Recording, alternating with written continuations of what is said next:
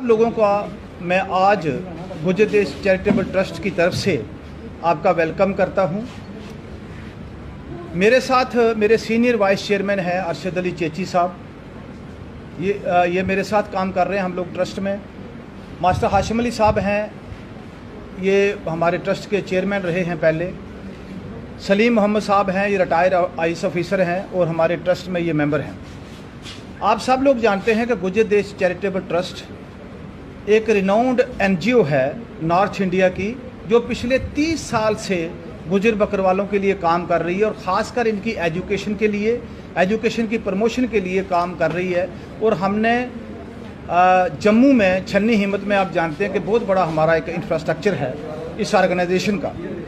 आज की जो प्रेस कॉन्फ्रेंस हमने रखी है वो ऑनरेबल प्राइम मिनिस्टर साहब, ऑनरेबल लेफ्टिनेंट गवर्नर साहब जो हमारे यूटी के लेफ्टिनेंट गवर्नर हैं, जनाब फ़ारूक खान साहब जो ट्राइबल एडवाइज़र हैं और इंचार्ज हैं ट्राइबल अफेयर्स के, फॉरेस्ट डिपार्टमेंट के लोग और ट्राइबल डिपार्टमेंट के लोग, जैसे हमारे शाहिद चौधरी साहब हैं आईएएस जो सेक्रेटरी हैं ट्राइबल अफेयर्स के।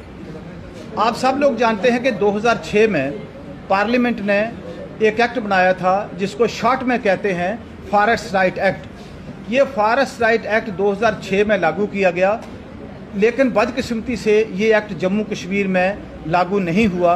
इस एक्ट के जितने भी मफाद थे, जितने बेनिफिट्स थे, वो रेस्ट ऑफ द कंट्री में जो ट्राइबल्स थे उनको मिले, या जो दूसरे फॉरेस्ट डिवेलपर्स थे उनको ये राइट मिले। लेकिन जम्मू कश्मीर में ये राइट एक्सटेंड नहीं हुआ था, ये एक्ट एक्सटेंड नहीं हुआ था। जब स्टेट की रीऑर्गेनाइजेशन हुई 2019 में, तो गवर्नमेंट ऑफ इंडिया ने फॉरेस्ट राइट एक्ट 2006 को जम्मू कश्मीर की यूटी में एक्सटेंड किया। और तब से लेके ऑनरेबल प्राइम मिनिस्टर साहब या हमारे जितने भी जिससे पहले जो गवर्नर रहे हैं या प्रेजेंट जो लेफ्टिनेंट गवर्नर हैं, इन्होंने ये इंश्योर किया कि जो राइट्स ट्राइबल्स को रेस्ट ऑफ द कंट्री में हैं, वही राइट्स जो हैं वो जम्मू कश्मीर के ट्राइबल्स को मिलेंगे। तो आप जानते हैं, आपने देखा होगा कि 3-4 दिन पहले ऑनरेबल लेफ्टिनेंट गवर्नर साहब ने श्रीनगर में एक प्रोग्राम करके यहाँ जो ट्राइबल्स लोग हैं जम्मू कश्मीर में, जिनमें गद्दी सिप्पी हैं, गुजर बकरवाल हैं या दूसरे जो डिवेलपर्स हैं फॉरेस्ट एरियाज़ के, उनको यहाँ पे ऑर्डर बांटे गए हैं कि ताकि उनकी ज़मीन को वहाँ से हटाया ना जाए, उन लोगों को वहाँ से इविक्ट ना किया जाए। आपने पिछले 10-12 साल से देखा होगा कि जहाँ जहाँ गुजर बकरवाल या गद्दी सिप्पी या दूसरे जो ट्राइबल ये फॉरेस्ट डिवेलपर्स हैं, जहाँ पर ये लोग बैठे हुए हैं, इनको वहाँ से फॉरेस्ट के लोग जो हैं वो एविक्शन आपने खुद अपनी आंखों से देखी है।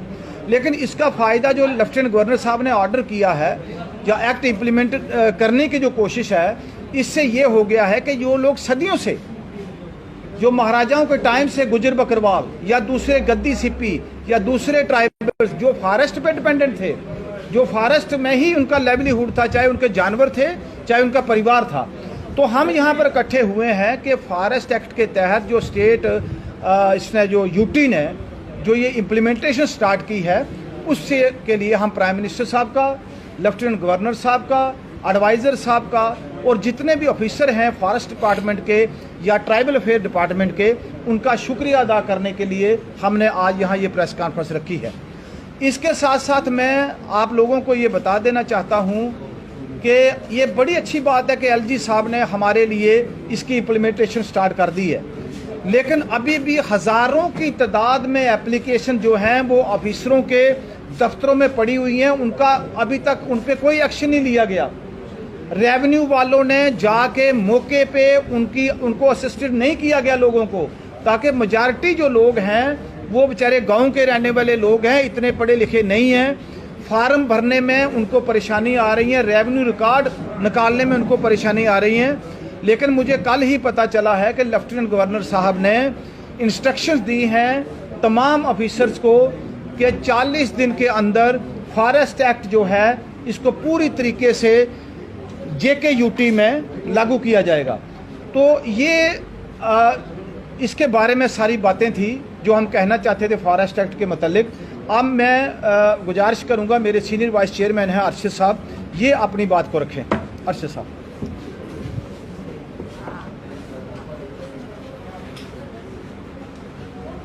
चलिए। चेयरमैन साहब ने बड़ी वजाहत से आप सबके सामने ट्रस्ट के हवाले से सब बातें यहाँ रखी। आप सब लोग जानते हैं कि एलजी साहब का ये बहुत बड़ा फ़ैसला, बड़ा हिस्टोरिकल फ़ैसला है, बड़ा तारीखी फ़ैसला है। Gujjar Bakarwal community, schedule tribe community और दीगर जो लोग फॉरेस्ट लैंड पे जो सदियों से बैठे हैं उनको फ़ायदा देने के लिए ये बहुत बड़ा फ़ैसला लिया गया, बड़ा ऑर्डर किया गया।